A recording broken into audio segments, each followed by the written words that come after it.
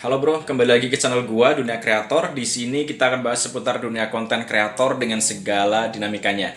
Dan hari ini kita akan bahas tentang algoritma YouTube.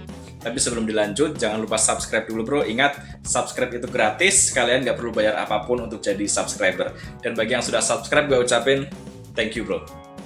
Oke bro, jadi hari ini kita akan bahas tentang algoritma YouTube. Kalian pasti sering dengar keluhan semacam ini.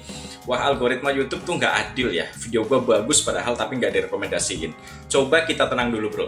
Karena kalau kita bahas dari sisi teknis, sebenarnya algoritma YouTube itu kan cuma mesin ya. Dan kayak mesin pada umumnya, dia cuma nurut sama data.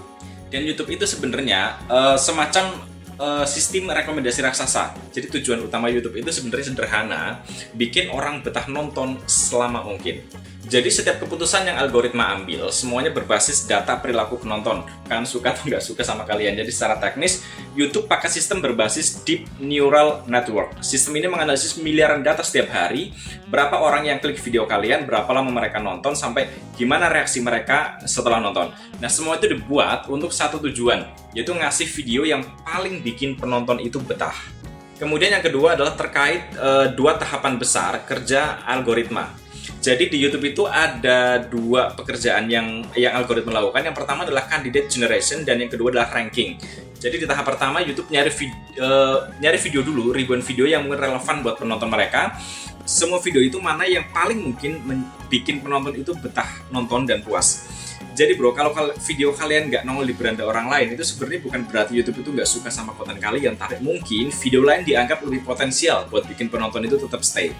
Kemudian yang ketiga, YouTube itu sebenarnya nggak ngerti isi video, tapi ngerti perilaku manusia. Jadi algoritma itu nggak ngerti konteks emosionalnya. Dia nggak bisa ngerasain, wah video ini inspiratif banget. Yang dia ngerti itu cuma pola. Jadi yang dia lihat adalah, yang pertama, berapa persen orang yang klik thumbnail kalian. Kemudian yang kedua, berapa lama mereka nonton sebelum di skip. Dan yang ketiga adalah, apakah mereka nontonnya itu sampai habis. Dan yang keempat, apakah mereka itu lanjut nonton video kalian yang lain.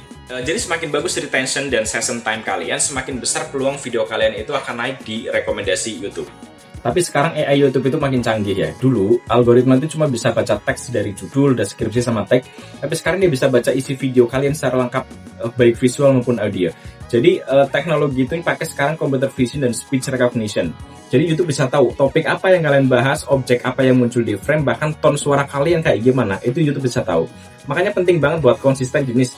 Karena sistem tahu kalau kalian tiba-tiba bahas hal yang nggak nyambung sama konten sebelumnya. Kemudian yang kelima adalah CTR dan retention. Kalian mungkin pernah dengar istilah CTR dan retention, dua metrik yang paling diperhatiin sama algoritma. Jadi kalau misalnya CTR-nya tinggi tapi retention-nya rendah, maka itu dianggap sebagai clickbait. Kemudian kalau retention-nya tinggi tapi CTR-nya rendah, itu video kalian bakalan susah ditemuin gitu.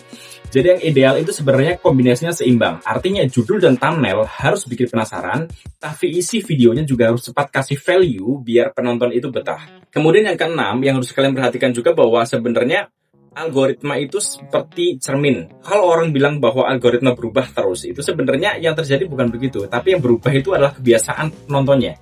Jadi model AI YouTube itu terus belajar dari data baru. Kalau tren penontonnya berubah, maka logika rekomendasi juga ikut berubah. Jadi bukan tugas kalian buat ngakalin algoritma, tapi coba belajar beradaptasi sama penonton.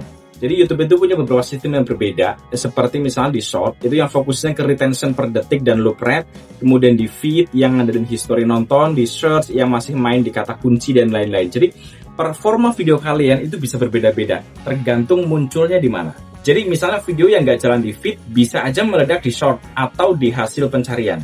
Itu sangat mungkin. Jadi intinya bro, algoritma YouTube itu sebenarnya hanya cermin dari perilaku penonton. Jadi kalau misalnya video kalian belum bisa perform, bukan berarti YouTube benci sama kalian. Mungkin penontonnya aja belum nemu alasan kuat buat nonton sampai habis. Jadi kuncinya bukan bagaimana cara menipu sistem, tapi coba kita pahami logikanya dan kerja bareng bersama algoritma gitu.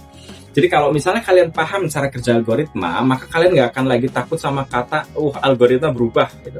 Karena kalian tahu yang berubah itu cuma cara orang nonton. Dan selama kalian bisa beradaptasi, YouTube masih akan terus jadi tempat yang terbaik buat berkarya.